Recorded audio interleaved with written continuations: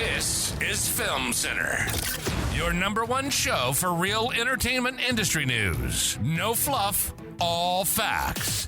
Now, here are your anchors, Derek Johnson II and Nicholas Killian.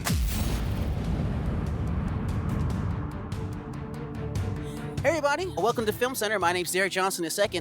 I'm Nicholas Killian. And today we are here with the lovely Andrea Michelle. Andrea, how are you doing today? I'm great, thank you. Wonderful. It's crazy because I recently interviewed your son. Yes, you did. Yeah. Yes. Cepheus, that's my son. Yes. Cass And Guerrero. entertainment runs in the family because Andrea's a big producer.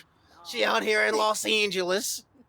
Your son's episode was super informative. Like, it was really nice to see somebody who is actually in the thick of it. Yes. Having to say, okay, in response to going with solidarity, I had to become a PE teacher. Yes. So that I could Sustain himself. Yes. What is it like? Because first, before we get really into the episode, because I know you are a little bit outside of the show. What is it like supporting your son through that? Like, what was it like when you heard your son was like, "Oh, I'm not going to cross the picket line"? What was your opinion on it? Because you're a producer. Yeah, I totally agree with that. Mm-hmm. I'm an independent producer. Yes. So that makes a big difference. Yes. No studio supporting anything I'm doing at the moment. Not currently. At the moment, currently, right? Yeah, right. That all should change. It will change. But no, I definitely, first of all, I'm someone who really believes in supporting the underdog, right? The underserved, underrepresented. So for me, I felt that the writers and the actors don't get a fair shake. And Right. I believed that they were well within their rights to demand what they're demanding. And I also started out as an actor. And I've always been a little bit... Is that where your son got the acting skills from? Yes. It's genetic? I think so. Actually, it's something that he never wanted to do. Really? I always knew that. Oh, this is great. Please spill the tea. please give us the beans. Yeah, I always, for me, he's going to kill me for that. But as a child, 4 or 5 years old, he would, Come on. for bath time was storytelling time. Oh. What he used to do was take all his toys. Yeah. And in the tub, create story. And then say, "Mom, come in." And then I would go in for bath time and he would act it out with the toys. Wow, really? Wow. So How for old was me, he was 4 or 5 years old. That's advanced for our 5-year-old to Yes. set up everything. Yes, I'm Yes. telling you. So for me, I think it's innate, right? It's something Yes. that's always been there. His dad's in the industry too. Sometimes these things it's in the genes somewhere, Yes. right? What does his dad do in the industry? He's more on the tech side. He does lighting, but he also did music producing. So he was also produced music back in the 90s. So for those of you who don't know, we do Film Center. We take it on the road, and Andrea gave us her lovely time because she's a very busy woman. We're outside Priscilla's right now, and Priscilla's coffee shop here in Burbank. And one thing that's quite interesting about Priscilla's, because we could have gone to a couple different places, and we interviewed her son, Cass, at BJ's. But Priscilla's, for me, was really my first time meeting any celebrity at all, period. And that's a story for a different time. So I was like, if I'm going to bring Andrea on, I got to have my mojo. Right. I got to bring my I love mojo. Priscilla's. It's great. And it's just, Burbank is such an industry place and an industry town, so to speak. It's wonderful to be here in Burbank because I live in Silver Lake. So let me ask you a question. When it comes to being an independent producer, how do you view, because the WGA now has a tentative deal, but you're an independent producer right now, currently. Right. So how do you view the strike from your perspective? Because you are the producer, but at the same time, your emotions and your side is on the strikers. Honestly, here's what I think. First of all, I think that, and I know this is not most people's thinking, but I think that instead of having different unions for people within the industry, there should be one entertainment union.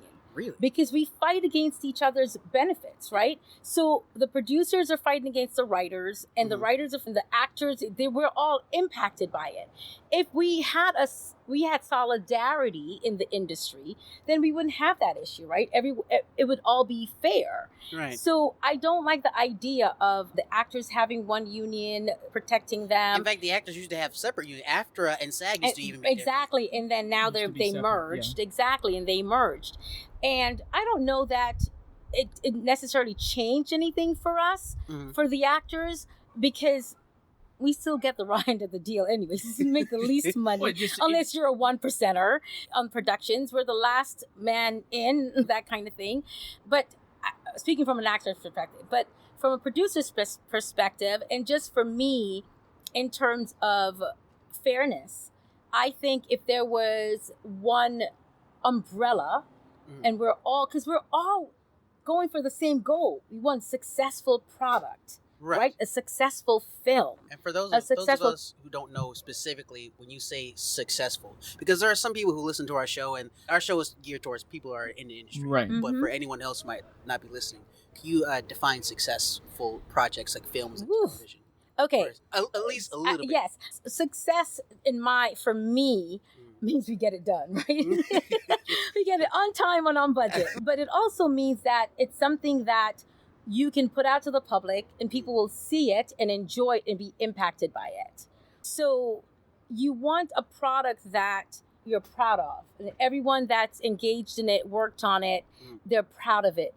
You enjoyed working with the people on it. You had good relationships. You even formed family as a result of being on set together. Hours. Yes, exactly. 14-hour days, you get to know people. And so success to me is having all of those elements, right? We had great working relationships. Everyone was happy. We got the project done on time. We didn't have to do a lot of changes to the script. No page one rewrite. No page, exactly. A little bit of history with being Andrea. I've worked with Andrea on a couple of different projects. Right. And her and I have had to go through a situation. I'm not going to get specific, Right. but she's already laughing. In which we had to go through a rewrite on set. And I have to give a shout out to Andrea because she was very supportive, because I wanted to do some things and she was like, those are not good ideas, but I'm gonna let you do what you gotta do as a director, and it ended up working out. Yes, because I was a producer on that project. Yes, she not even being specific, and she knows exactly what I'm talking about. Yeah. I was like, oh my gosh, Andrea, we had this incident happen. I need you to somehow give us 30 minutes. I need the writer in here. I need the on set. And then I also need the EP. We need to go over to this room and we gotta talk. Yes. Yeah, and Andrea, she's a real one. She knows how to handle like anything.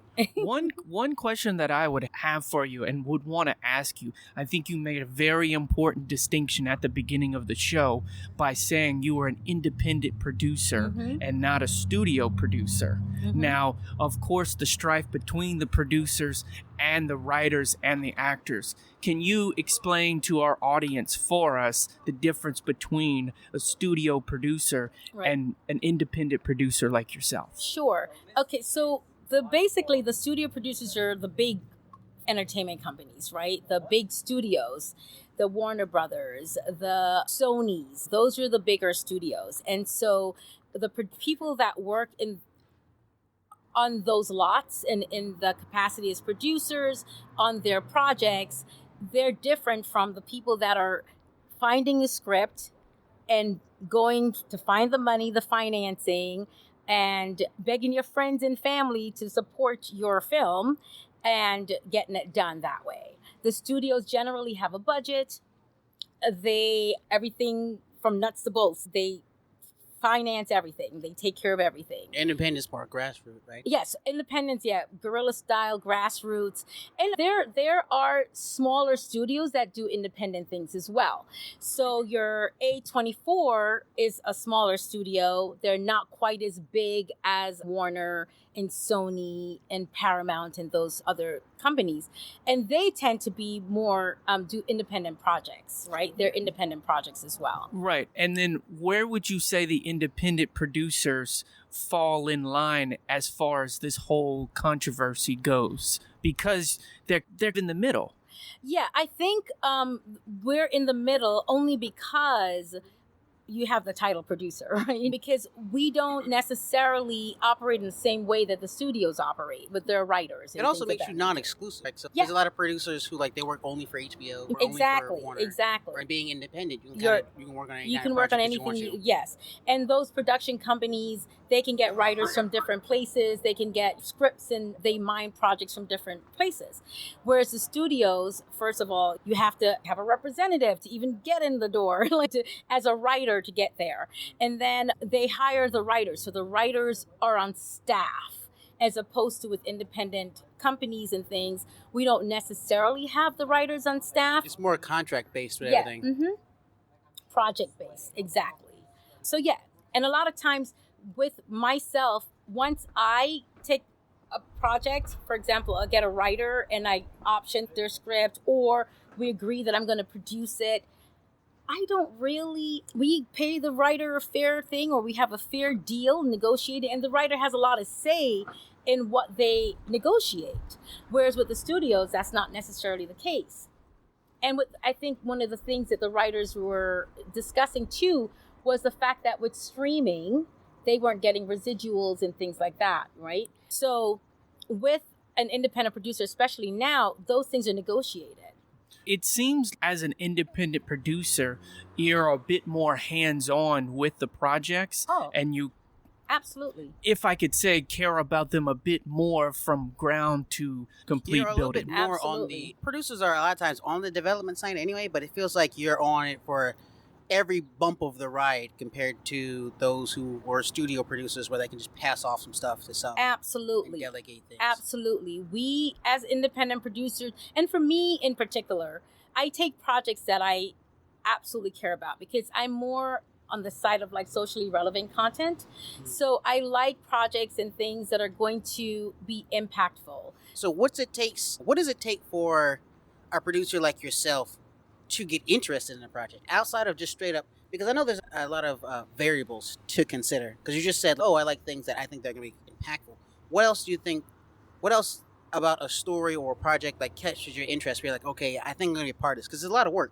It's a lot of time, it's a lot of effort. Going to go find funding is a whole headache by itself.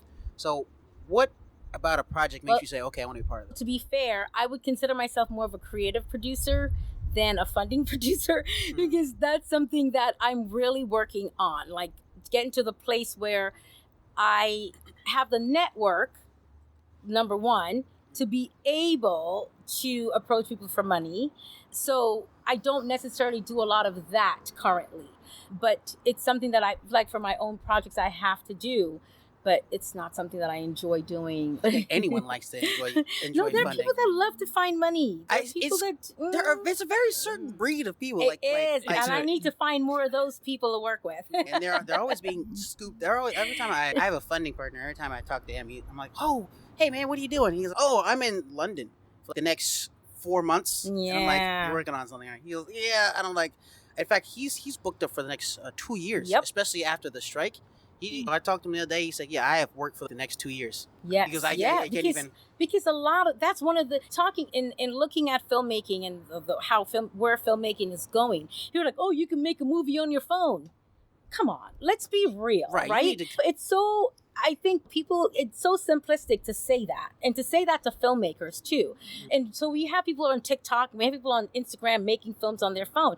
That does not make it a quality film that I really want to see. Or a quality film that you could sell. Exactly. Or something that I'd be interested in taking on. If you come to me and say, I have a project, but I'm going to film it on my phone, I'm going to be like, no. Right? Speaking of which. Unless it has something to do with the story. Right? Yes. And that's a way to tell the story. Speaking of which, so Martin Scorsese recently said that we're in a film reinventing era. Mm-hmm. And it's interesting that you brought that up, because he also said that, he was one of those people who said, you could just make a movie on your phone. But recently he stated that because of the way films are working now, and I want to say post-strike because there's still a strike going on as of October 9th. But what do you think that really means, reinventing film? Or what is your perspective on that? Because you also run a film festival. Right. Correct? Yes, I sure do. You've been doing it since 2016. 2016. Mm-hmm. And as someone who has seen 1.5 billion films, and judges them, and is like running a festival herself. You're basically on the forefront of seeing these films be reinvented and how they're done. Yeah. Do you feel like we're in a reinvention time or a renaissance, or what's going on with that? I think that we're in a reinventing time in terms of the type of content we're seeing. I think that in terms of the way films are made, I don't know that, okay, given technology, it's making it a lot easier, right, for people to make film, and a lot less expensive, but it's still expensive nonetheless, right? Yes. I think it's important to people to understand that. They think that somehow you can't have filmmaking as a hobby, right? And people try to do, it's not a hobby. And it's a collaborative experience. And you need all hands on deck. You need the gaffers. You need the grips. You need the DPs, the cinematographers, the actors, the scriptee. A lot of people try to do it without a scriptee, and you should not, right? For the script supervisor. But for some people who might not even know what that is, because there are some people out there who do grassroots stuff, and what script supervisor is, which you should know what this position is. And even if you're doing grassroots stuff, you need to have a script supervisor. That's why you see the cup in one place on the set and on the thing, and then the next scene the cup is on the fridge. Come on, guys, you need someone to talk. It's about continuity, right? Making sure that everything looks the same. I just literally saw a film where the girl had like a braids in one day and of shooting or in the scene, and the same day in the scene she had a weave. What? Yes. So because they probably shot the thing on out of sequence on separate days, and when she came back to set, no one said, "Hey, you had braids. You have different hairstyle. We need to change that, right?" So we need that. One question I would have for you would be, as a producer, as a grassroots producer, creative producer, it's funny that you say that you need a script supervisor. And you say that filmmaking is expensive. Everybody's always trying to save on costs when making a production. As a producer who has been doing this for a while, what is it that people try and skip on that they should not skip on because it's going to really affect the production? You just opened up a giant can of words. The most important thing is sound. Yes. People try to skimp on sound, and sound will ruin your entire film. Sound is definitely one of those things that you must have. Get a good sound person, pay the money, get them. That's number one. What is this, nursery? You said that in one scene she's wearing a different hairstyle than another scene. Do you think that this could possibly have been because the scriptee was not paying attention, or was like... No, they didn't have a scriptee. Yeah. There's no way you have a scriptee and do that, right? And plus, it's one of those, once again, independent, low-budget project, right? So a lot of times when you don't have the money, those are the things that you get rid of or you skimp on. A script supervisor and sound. Two things that are absolutely necessary. Because I know you've made so many films, and I'm sure that some have needed something else more than others. I'm sure you've been on produced some films where like, oh, I wish we had better sound. I'm sure you've been on some films where like, oh, I wish we had better PD, right? Is there anything that you think filmmakers should not worry as much about? Because everything is important. The camera. Really? Folks, I'm sorry. Like an Ari is a camera, so is a Blackmagic. Yeah. So is a Sony. I don't know the numbers and the names of the Sonys, but I just saw a film that was made on a Sony and it was amazing. You know what I mean? So people are spending thousands and thousands of dollars to make sure they're on an Epic or Ari or whatever. And that's not the film quality is important, but the camera that you use isn't as important. So you could just do it on your phone. No. No, I will not endorse that one. There's too low budget. Yes, exactly. So, as someone who's been on a whole bunch of films, and then you're producing a whole bunch of films, and then you're seeing films come into your film festival, is there any crossover that you see that you're like, man, everyone is just messing up on outside of sound? No, I think it's just the writing. So, oh, really? Yeah, some of the writing is just... for lack of a better word, I think it's just not good. Let me just go there. It's just not good. I think what I do love about my festival is that So for those of them people who don't know your festival, what it's called and where it's at. Okay. So the festival is called the Pembroke Tarel Arts and Film Festival, and it focuses on social justice and social change. Mm-hmm. So we're all about filmmakers and artists in general using their voice for social change to make this world a better place.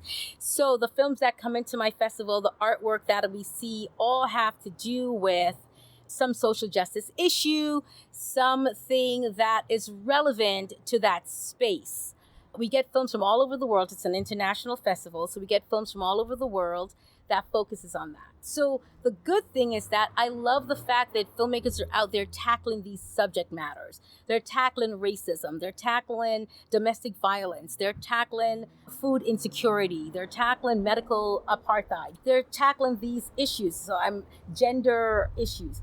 I'm very excited about that. But I just think that a lot of times it's filmmakers who don't spend enough time either researching their subject matter or spend enough time doing rewrites. They get excited, they write it once, and they just start filming. It sounds like you're talking a lot about, and you got to correct me if I'm wrong, but it sounds like you're talking a lot about fundamentals.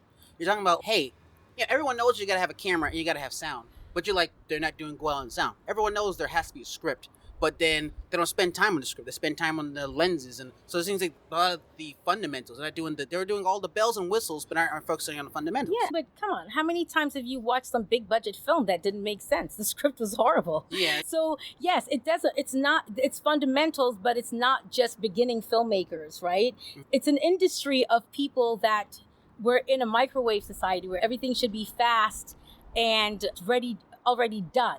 People aren't really doing the work, and the industry's following suit. We're in a society, they say to you that, we can't do anything over 5 minutes because of attention span.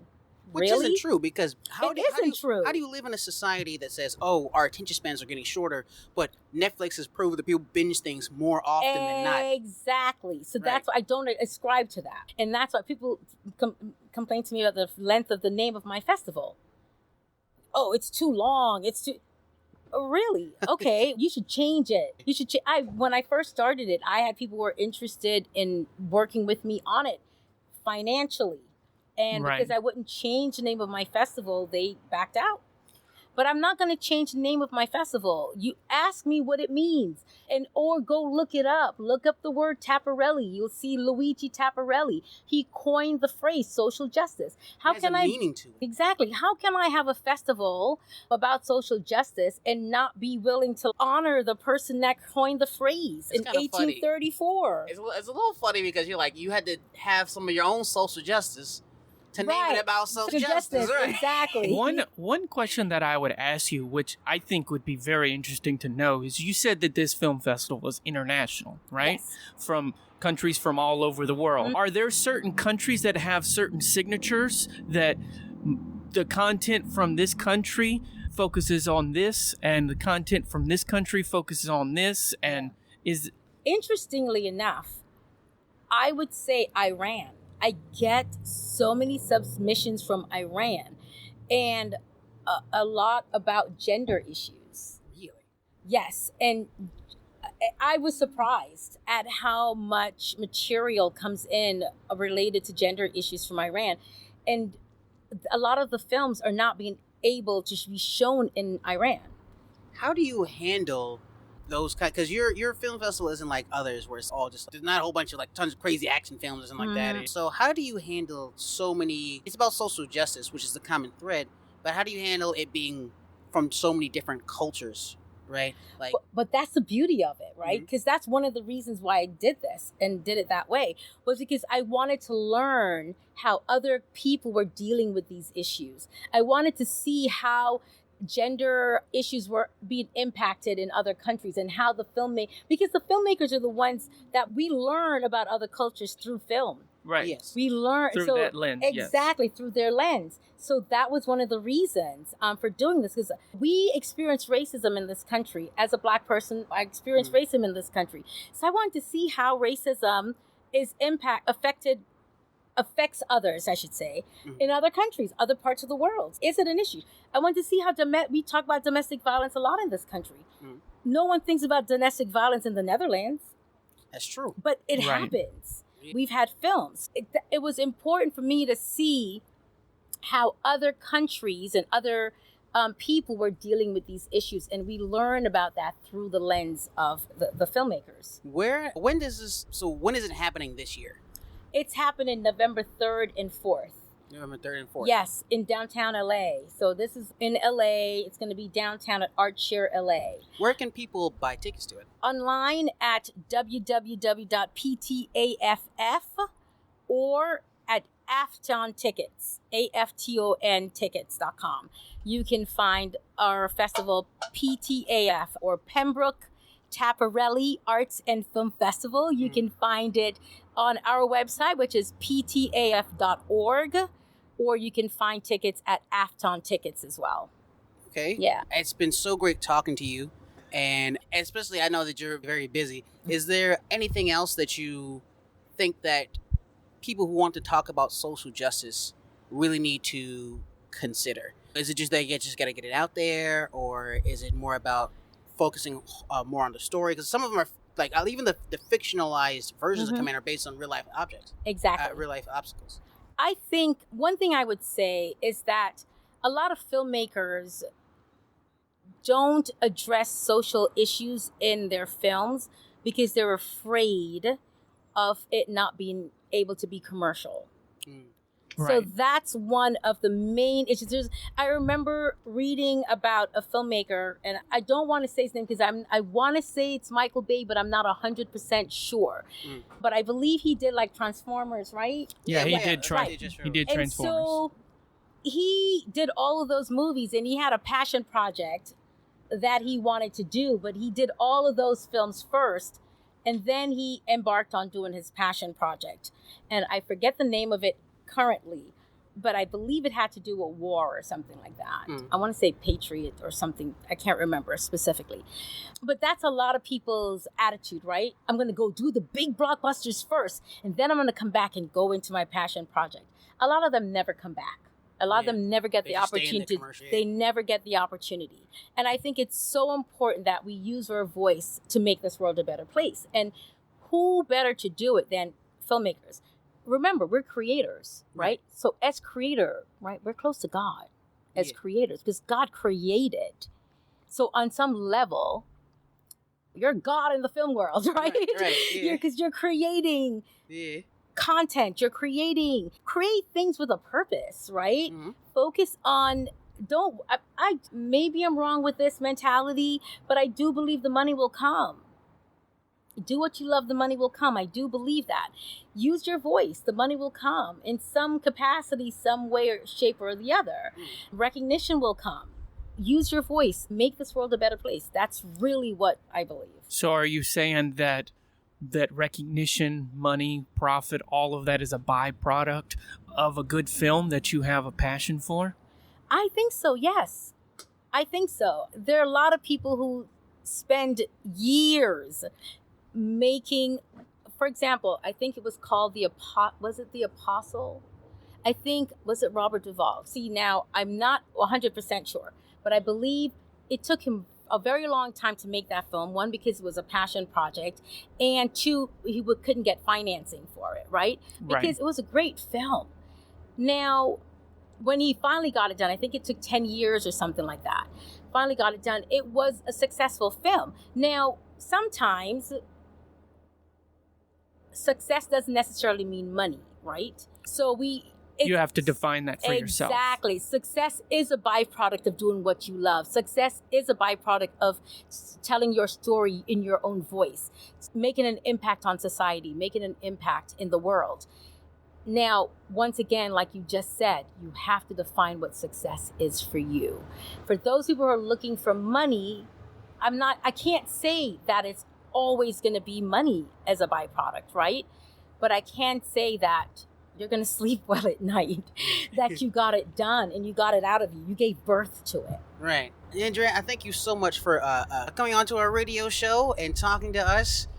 Is there anything else you want to tell the listeners for you? Yeah, just to go back to the reinventing cinema here, I think the reinventing that we need to see is move away from franchise. Away right? from the franchise. Away from the franchise. Create independent stories. Stop going with the formula. Right. But now it's time to do something different. It's time to move beyond it. Yeah, move beyond it. Yes. So fantastic. I thank you so much for coming on. And guys, go check out her film festival. Mm-hmm. It's going to be in November. What day were the dates again? November 3rd and 4th. November 3rd and 4th. And guys, this has been Film Center. I'm Derek Johnson II. I'm Nicholas Killian. And we're here with Andrea Michelle. And we'll see you next time. See ya. See ya. This has been Film Center on Comic-Con Radio. Check out our previous episodes at filmcenternews.com. Sign up for our newsletter and get the Hollywood trade straight to you. You can follow the show at Film Center News on all major platforms. Tune in next week for a fresh update. Until next time, this has been Film Center.